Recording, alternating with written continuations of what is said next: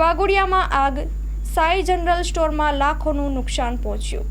વાઘોડિયા નગરમાં બજારમાં સાઈ જનરલ સ્ટોરમાં વહેલી સવારમાં આગ લાગી હતી, જેમાં ચીજવસ્તુ બળીને ખાખ થઈ ગઈ છે તેવી માહિતી પ્રાપ્ત થઈ હતી। નજીકના ખાનગી કંપનીના ફાયર ફાઇટરોએ આગ પર કાબૂ મેળવ્યો છે। વાઘોડિયામાં દિન પ્રતિદિન ચોરીના ઈરાદે આવેલી સમયે સિગારેટ દુકાનમાં ફેંકતા આગ લાગી હોવાનો આક્ષેપ લોકમુખે ચર્ચાઈ રહ્યો છે। ઘટના સ્થળેથી કિસમને સ્થાનિકોએ ઝડપી પાડી પોલીસને સોંપ્યો છે, સાથે 3 ફરાર થઈ ગયા હોવાનો દાવો સ્થાનિકોએ કર્યો છે। આગની વિકરાળ જ્વાળાએ દુકાન અને માળિયામાં મૂકેલ તમામ સામાન હોમાઈ ગયો છે। રાત્રે દુકાન માલિકને આગની જાણ કરી ફાયર ફાઇટરને આગને કાબૂ કરવા બોલાવવાની ફરજ પડી હતી। સ્થાનિક યુવકોએ ફાયર સાથે રહી 3 કલાકની જહેમત બાદ આગ પર કાબૂ મેળવ્યો હતો।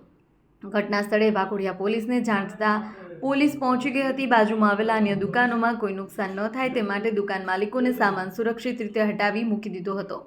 અહેવાલ માં ન્યૂઝ જિગ્નેશ શાહ, વાઘોડિયા, વડોદરા। ભાઈ એપોલો ટાયર્સમાંથી આવી છે, તો અમારા પર 1:41 વાગે કોલ હતો કે વાઘોડિયામાં ગામમાં આપણે સાઈ જનરલ સ્ટોર નામની દુકાન છે, તમે તેમાં ફાયર થઈ છે।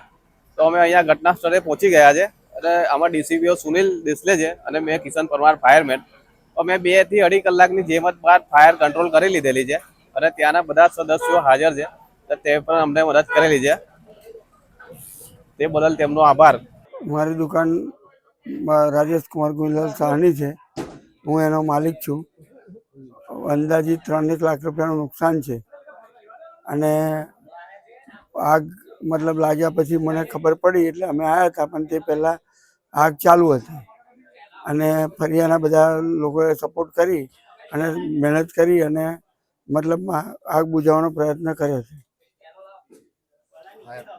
ફાયર બ્રિગેડવાળા પણ આવ્યા હતા અને એમને પણ સપોર્ટ કરી અને મતલબ આગને કાબૂમાં લીધી હતી। કહેવામાં એવું પણ આવ્યું છે કે રાત્રિ દરમિયાન આગળ તસ્કરો બેઠા હતા દુકાનમાં અને આગ લાગવાનો પ્રયત્ન કર્યો। હા, આગ લાગી એનું કારણ એ છે કે ભાઈ તસ્કરો ચોર લોકો પહેર્યા હતા અને એ લોકોએ આગ લગાડી, એવું મારું માનવું છે। કોઈની ધરપકડ થઈ છે આ સ્થળ પરથી? કંઈ થઈ છે એક જણની, એવું કહેવું છે।